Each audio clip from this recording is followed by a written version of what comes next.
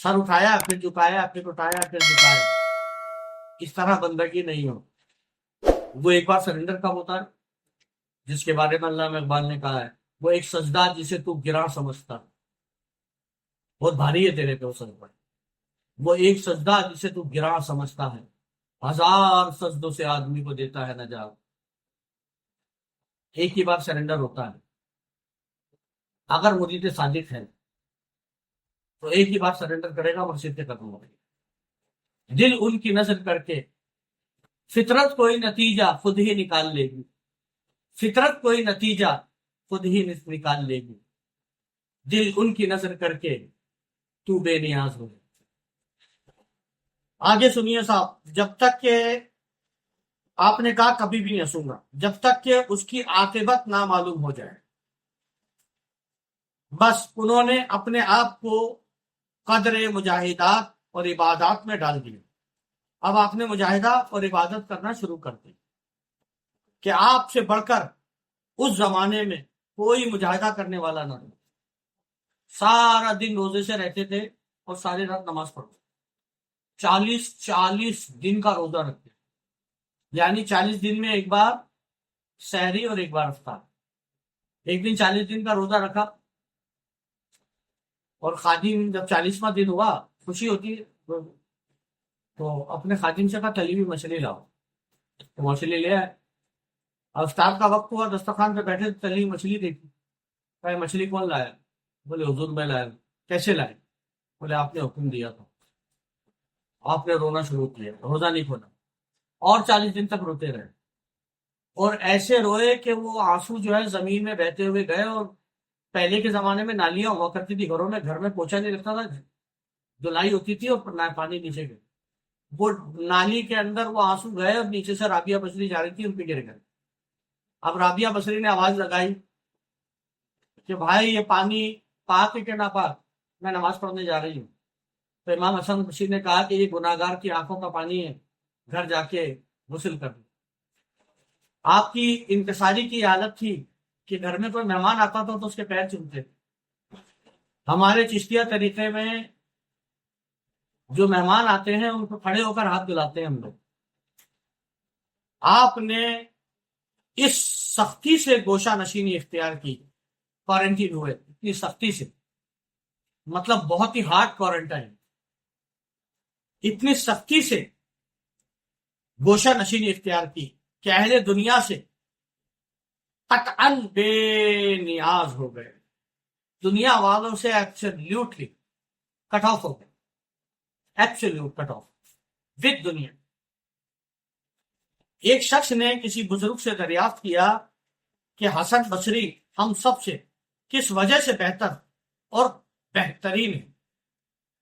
ایک اولیاء نے کسی سے پوچھا کہ کیا وجہ ہے کہ حسن بصری کیوں ہم سب سے بہتر اور بہترین؟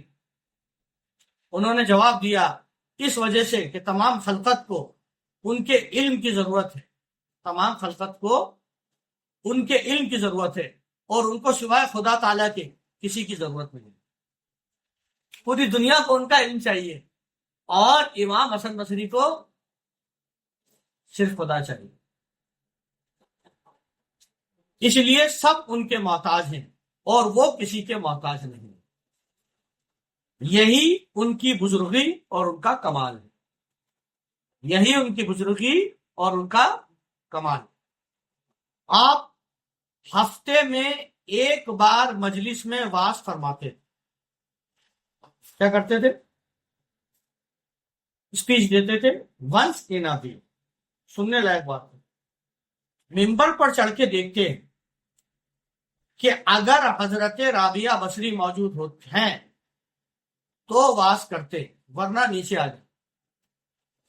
ممبر پر چڑھ کر دیکھتے کہ اگر حضرت رابعہ بصری موجود ہوتی تو واز کرتے، ورنہ نیچے آ جاتے۔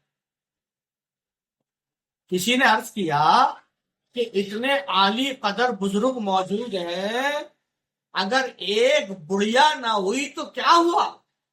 کسی نے پوچھا اتنے بڑے بڑے اولیاء موجود ہیں، اگر ایک بڑھیا نہ ہوئی تو کیا ہوا؟ آپ نے فرمایا کہ وہ غذا جو ہم نے ہاتھیوں کے لیے تیار کی ہے کس طرح چوٹیوں کے منہ میں ڈال دیں. کیا فرماتے تھے؟ میری جو خوراک ہے، میرا جو کھانا ہے، یہ ہاتھیوں کا ہے، ہاتھی کھا سکتے ہیں، چیٹیوں کا نہیں، آنٹس کا نہیں. 2 گھنٹے تک بیٹھے رہتے تھے، واز ہی نہیں کرتے. لوگ کہتے ہیں باز کرو نا، بولے سننے والا آ جائے. بولے ہم ہے نا سننے والے. بولے میرا کھانا ہاتھیوں کا، چیٹیوں کا.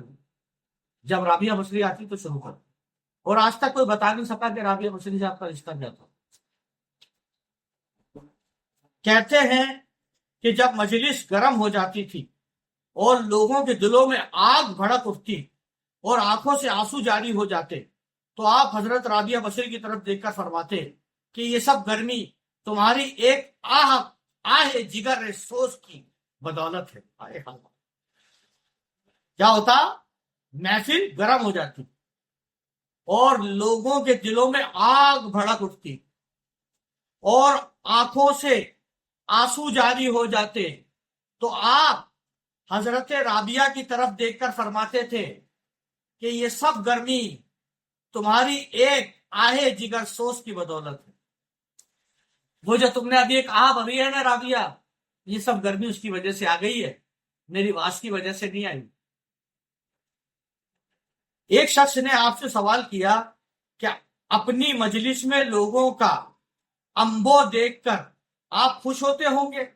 کسی نے کہا اتنے ہزاروں لاکھوں لوگ آپ کی مجلس سنتے ہیں تو آپ تو بڑے خوش ہوتے ہوں گے.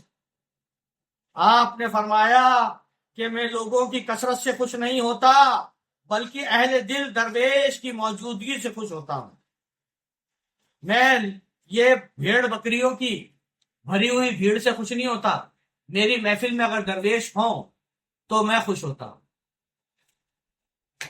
کسی نے آپ سے دریافت کیا کہ مسلمانی کیا ہے؟ ہائے ہائے ہائے. کسی نے آپ سے دریافت کیا مسلمانی کیا ہے؟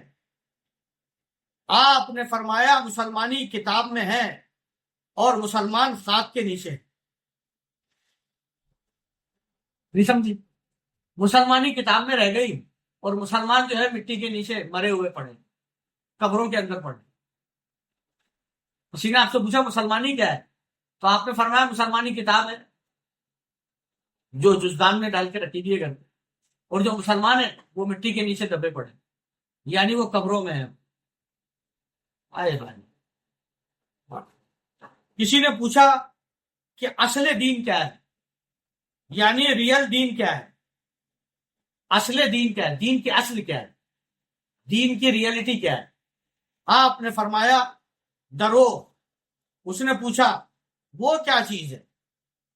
درو ورو ورا. اس نے کہا کہ اصل دین کیا ہے؟ آپ نے کہا ورا. اس نے پوچھا وہ کیا چیز ہے جو ورا کو تباہ کرتی ہے؟ ورا یعنی بلندی، ورا مطلب بلندی. تو کسی نے پوچھا کہ اصل دین کیا ہے؟ آپ نے فرمایا ورا. اس نے پوچھا وہ کیا چیز ہے جو ورا کو تباہ کر دیتی ہے، بلندی کو تباہ کر دیتی ہے؟ آپ نے فرمایا طمع، لالچ.